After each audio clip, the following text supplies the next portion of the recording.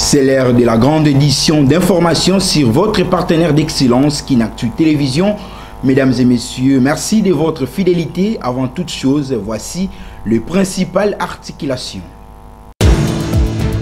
La première ministre congolaise Judith Suminwa Tuluka séjourne actuellement aux Émirats Arabes Unis pour relancer le contrat de la construction de l'ambitieux projet d'intérêt commun du port en eau profonde de Banana dans la ville côtière de Mwanda en province du Congo central.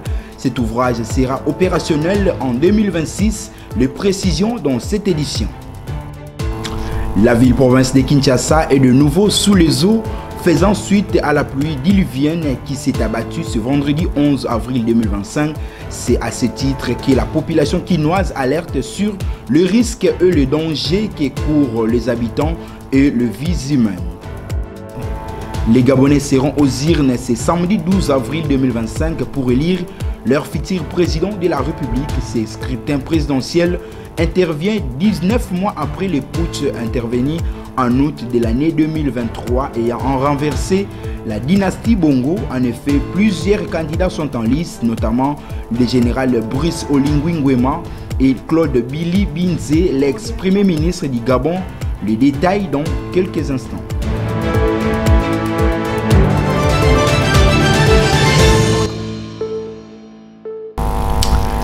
Une fois de plus, merci pour avoir porté votre dévolu sur Kinactu Télévision. Ce journal partira de la présidence de la République où 4 nouveaux ambassadeurs plénipotentiaires ont été accrédités en République démocratique du Congo. À ce sujet, une cérémonie officielle de présentation des lettres de créance a été organisée à la Cité de l'Union africaine en présence du président de la République Félix Antoine Tshisekedi Tshilombo. C'était le jeudi 10 avril dernier, regardé à travers ces images de la presse présidentielle. C'est au cours d'une brève cérémonie diplomatique tenue le jeudi 10 avril dernier à la Cité de l'Union africaine, présidée par le chef de l'État Félix Antoine Tshisekedi Tshilombo, que les 4 nouveaux ambassadeurs extraordinaires et plénipotentiels de l'Ouganda, le Soudan, l'Ukraine et du Venezuela en République démocratique du Congo ont présenté leurs lettres de créance au président congolais. Il s'agit notamment de M. Kalissa Farid de l'Ouganda, Vassil Amiam de l'Ukraine, Hussein Elamine Ahmed du Soudan et de Mme Laura Evangelia Suarez de la République bolivarienne du Venezuela.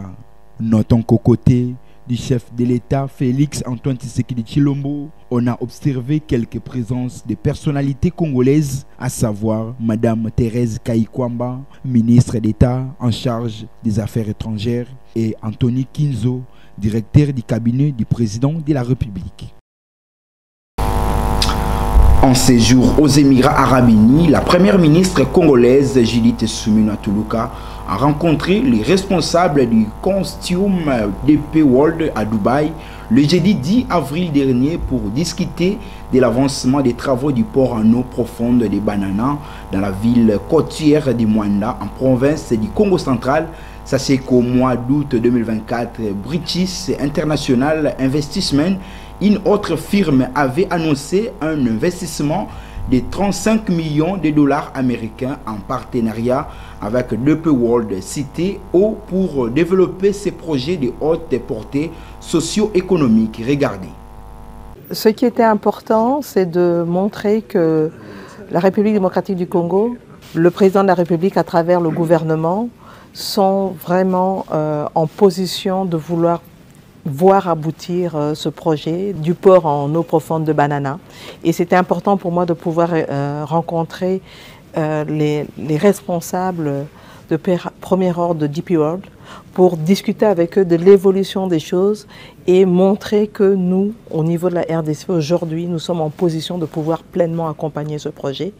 Et ils m'ont promis que si tout va bien, dans l'ordre établi, on pourra avoir les premiers navires dès l'année prochaine, 2026. Et donc, nous allons travailler ensemble pour assurer que cela puisse se faire de manière correcte.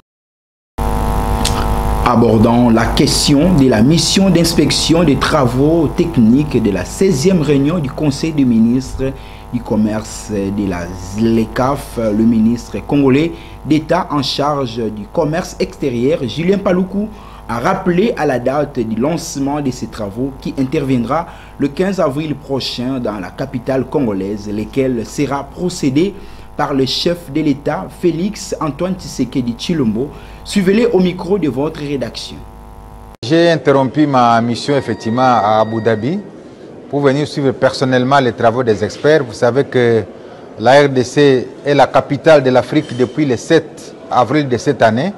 Les experts de tous les domaines, qu'il s'agisse de la douane, qu'il s'agisse des juristes, ils sont réunis ici à Kinshasa pour préparer la réunion qui sera présidée par le président de la République le 15 avril 2025, où tous les pays africains qui ont ratifié l'accord de la zone de libre-échange continentale vont examiner la manière dont cette zone de libre-échange continentale est en train de se mettre en place. Comme vous le savez, le président de la République, son Excellence Félix Antoine Tshisekedi, voudrait être le champion de cette intégration africaine, à l'instar de ce qui s'est passé en Europe. Vous savez, la CEI a été créée en 1957, et aujourd'hui il y a l'Union européenne, où il y a ouverture des frontières, où il y a une union douanière, où finalement ça devient un instrument de développement de l'Europe. Et donc de la même manière, les chefs d'État africains voudraient faire de cette zone de libre-échange continentale un instrument de développement de l'Afrique, parce qu'il a été constaté que le commerce entre nous les Africains est très très faible.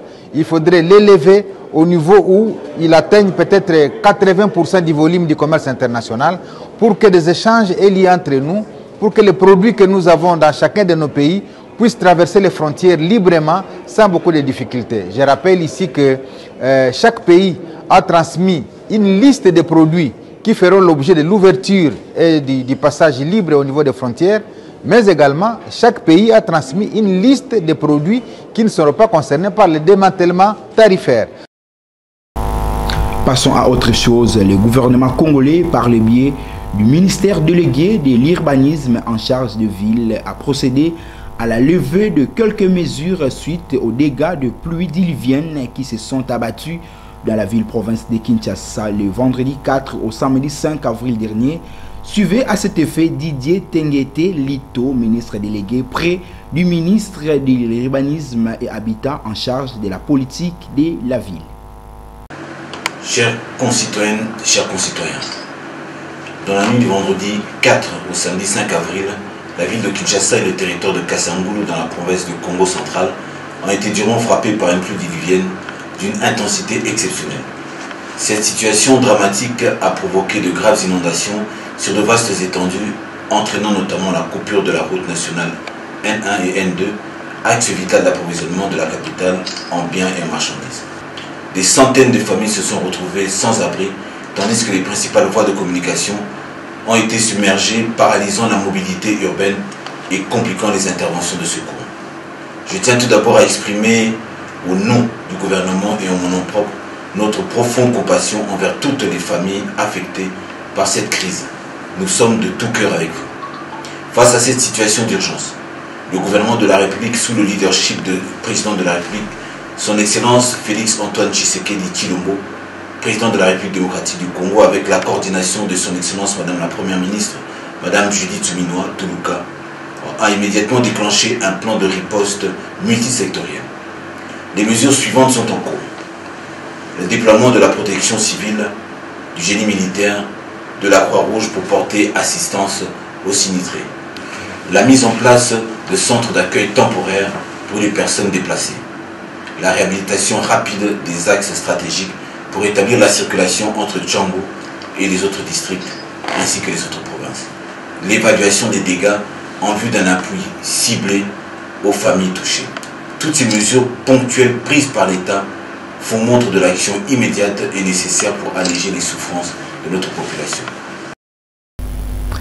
Dégâts de pluie diluvienne à Kinshasa, les problèmes d'urbanisation, les collecteurs d'eau bouchés, l'inefficacité et l'inexistence de la bonne politique de gestion des déchets de la capitale sont là quelques mots dont souffre la ville-province de Kinshasa. Le député national Peter Kazali demande l'information selon laquelle sa personne et son collègue député national Jean-Claude Tshilumbaï auraient déposé une proposition de loi visant à suspendre le mandat du chef de l'État, Félix Antoine Tshisekedi Tshilombo. C'était ce vendredi 11 avril 2025 au cours d'une séance plénière à l'Assemblée nationale. L'information selon laquelle moi et le premier vice-président de l'Assemblée nationale, Jean-Claude Tshilombaï, nous aurons déposé un projet de loi intitulé « Projet de loi constitutionnelle d'exception ». Et on a donné même le numéro « Projet de loi constitutionnelle d'exception numéro 2025/01 ». Pourtant, ajustement temporaire du mandat du président de la République. Je profite donc de ces micros de l'Assemblée nationale, représentation de notre peuple, pour dire que cette information est fausse et que moi et mon collègue, le premier vice-président de notre bureau, nous n'avons jamais pris une telle initiative. Il s'agit d'une campagne de diabolisation, de manipulation de l'opinion entretenue par nos ennemis. Je vous remercie, honorable président. Poursuivrons ce journal par cette nouvelle. Le président de la Commission nationale des droits de l'homme, CNDH en sigle, Paul Nsampou, a argumenté avec ténacité tout en condamnant l'agression rwandaise sur le sol congolais. Il a souligné ceci, je cite, un théâtre de massacres qui s'observe dans la partie orientale de la RDC dont il y a déjà 3 décennies. C'était lors de son intervention sur la France 24. Voici en effet l'extrait choisi par votre rédaction. Bon, ça peut être de la politique politicienne, bien sûr, mais il a posé des actes. Et là, il a choisi, apparemment, de soutenir ceux qui ont pris les armes. Et pas les moindres, parce que Nanga était président de la commission électorale. Vous voyez ce que ça représente comme conséquence. C'est pratiquement, il a poignardé une culture qui se mettait en place, qu'il fallait la culture de gestion du pouvoir par la voie pacifique des élections. Et aujourd'hui, un ex-président de la commission électorale choisir les camps de prendre les armes. La population nous dit alors, mais à quoi a servi cette démocratie électorale et consort? Et c'est grave comme conséquence. Et c'est ce monsieur-là, semble-t-il, pour lequel, et son mouvement, le M23 d'un côté et AFC de l'autre côté, qui ont, si vous voulez, l'adhésion, la sympathie, le soutien politique tel qu'on a suivi le président Kabila, le dire que vraiment les M23 et les autres défendent les aspirations de la population. Ce n'est pas possible. En dehors de nos frontières, précisément en Afrique, c'est samedi 12 avril, les Gabonais vont élire leur nouveau président de la République. Il faut savoir que Brice Oligui Nguema sera face à Alain-Claude Billy Binze, l'ancien premier ministre sous le régime de l'ex-président gabonais Ali Bongo, et bien d'autres candidats sont également en lice. Suivez. C'est samedi 12 avril, les citoyens gabonais en âge de voter vont élire l'homme qui va diriger les Gabons pendant les 7 prochaines années. À cet effet, 8 candidats sont en lice pour disputer ces fauteuils présidentiels, et parmi ces 8 figures, le général Brice Oligui Nguema, au pouvoir depuis la prise du pays par le putsch en août 2023. Ce dernier est parti grand favori de ces scrutins du samedi 12 avril. Face au général Brice, on note le nom du candidat Alain-Claude Billy Binze, qui reste le principal challenger à la présidentielle de ce week-end au pays d'Omar Bongo Ondimba. Âgé de 57 ans, Billy Binze est considéré comme adversaire le plus coriace face au général qui préside présentement cette nation de la colonie française. Cet ancien premier ministre du régime d'Ali Bongo acquise le pouvoir des putsch, des dictatures et d'incarner la continuité du système Bongo du Parti démocratique gabonais, PDG en sigle. Par ailleurs, c'est chevronné de la politique gabonaise. Son programme pose un virage libéral, une stratégie de reconquête de la souveraineté industrielle et promet un revenu minimum garanti pour le plus vulnérable, financé par le revenu pétrolier et minière. Aux côtés de Brice Oligui et Alain Claude se positionne M. Alain Simplice Mbungwer et Madame Ngwenga Chanig Zenaba, la seule femme à la course au pouvoir pour ces scrutins présidentiels, mais également l'ancien porte-parole de la dynastie Bongo, le docteur Stéphane Germain Iloko, Joseph Lampensé, ainsi que les candidats malheureux de 2023, Thierry Yvonne Michel Ngoma, rebaptisé l'anti-Franc-Afrique. Ce 12 avril 2025, le peuple gabonais a leur destin en main afin de léguer à la postérité gabonaise un pays démocratiquement fort, contrairement à la dictature du système Bongo. Restons dans ce même registre consacré à l'organisation des échéances électorales au Gabon.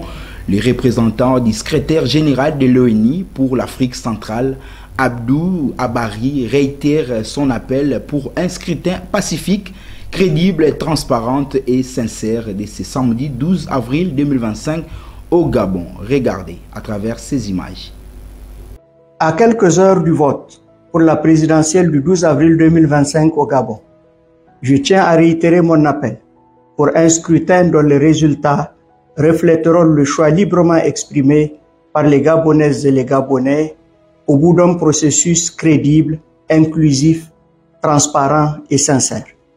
J'invite toutes les parties prenantes, y compris les candidats, à privilégier le dialogue, la concertation et la recherche du consensus en cas d'éventuelle divergence. Autrement dit, je les encourage à avoir recours aux voies pacifiques et aux institutions compétentes pour régler tout désaccord ou différend qui pourrait survenir au cours du processus. Il est primordial de s'abstenir de tout acte susceptible d'inciter à la violence ou de constituer une menace à la paix et à la sécurité des biens et des personnes. Dans le cadre des bons offices du secrétaire général de l'Organisation des Nations Unies, je réaffirme ma disponibilité à accompagner le peuple gabonais dans sa marche vers le retour à l'ordre constitutionnel. Je salue les efforts déjà déployés qui ont permis de respecter le chronogramme de la transition et exhorte les Gabonaises et les Gabonais à continuer à œuvrer en faveur de l'édification d'un Gabon de paix, de stabilité et de prospérité. Parlons cette fois-ci des valeurs nutritives. Que savez-vous des petits colas? Découvrons ensemble à travers ce que votre rédaction vous propose. Originaire de régions forestières d'Afrique de l'Ouest, le petit cola est une plante dont sa principale partie utilisée est la graine contenue dans les fruits qui peut être séchée et généralement mâchée, infusée dans l'eau, en décoction ou transformée en poudre. Appelé Ngadiadia ou Makasu en République démocratique du Congo, le petit cola est une sorte de noix appréciée par de nombreux consommateurs qui lui attribuent de vertus médicinales et aphrodisiaques d'après une opinion populaire africaine. Le petit cola favorise la circulation sanguine et l'éveil, rafraîchit la laine, soulage les douleurs associées aux menstruations féminines, soutient le système immunitaire. Très riche en caféine, il contribue à améliorer l'endurance lors des rapports sexuels et aurait un effet bénéfique sur la fertilité masculine et sur la production de spermatozoïdes. Bien que ses vertus aphrodisiaques soient vantées, aucune étude ne l'a encore démontré car son efficacité est variable. Il n'est pas capable de traiter de maladies graves. S'agissant d'un produit naturel, le petit cola peut sembler inoffensif. Or, cela n'est pas vrai car il présente des effets secondaires et des contre-indications, notamment les insomnies, les palpitations cardiaques, maux de tête et tant d'autres. Son effet stimulant sur les systèmes nerveux central peut mener à l'accoutumance. Par ailleurs, aucun de ces remèdes guérit les morsures du serpent ou scorpion. Malgré tout, il est conseillé de consommer le petit cola avec modération pour prévenir d'autres maladies qui pourraient affecter le rein et la foie. N'est pas de passer 2 noix par jour. En météorologie, sachez que demain, le samedi 12 avril 2025, dans la ville de province de Kinshasa, allais-je dire, il y aura du brouillard. La température dans la mégapole quinoise sera de 22 degrés Celsius, mais la température ressentie sera plus chaude, soit 25 degrés Celsius. La force du vent oscillera aux alentours de 4 km par heure, tandis qu'à l'après-midi, la température atteindra le 29 degrés Celsius, mais la température ressentie sera plus chaude, soit 32 degrés Celsius. Et enfin, dans la soirée, il y aura un ciel dégagé et la température retombera à 26 degrés Celsius, mais la température ressentie sera plus chaude, soit 28 degrés Celsius.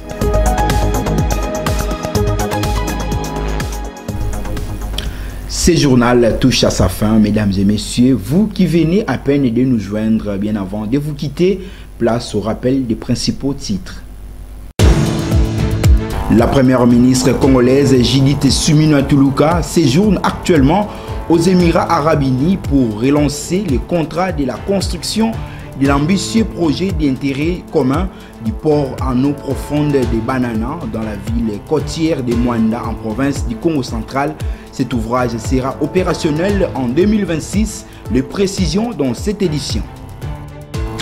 La ville-province de Kinshasa est de nouveau sous les eaux, faisant suite à la pluie diluvienne qui s'est abattue ce vendredi 11 avril 2025. C'est à ce titre que la population quinoise alerte sur le risque et le danger que courent les habitants et le vie humaine. Les Gabonais seront aux urnes ce samedi 12 avril 2025 pour élire leur futur président de la République. Ce scrutin présidentiel intervient 19 mois après le putsch intervenu en août de l'année 2023 ayant renversé la dynastie Bongo. En effet, plusieurs candidats sont en lice, notamment le général Brice Oligui Nguema et Claude Billy Binze, l'ex-premier ministre du Gabon. Les détails dans quelques instants.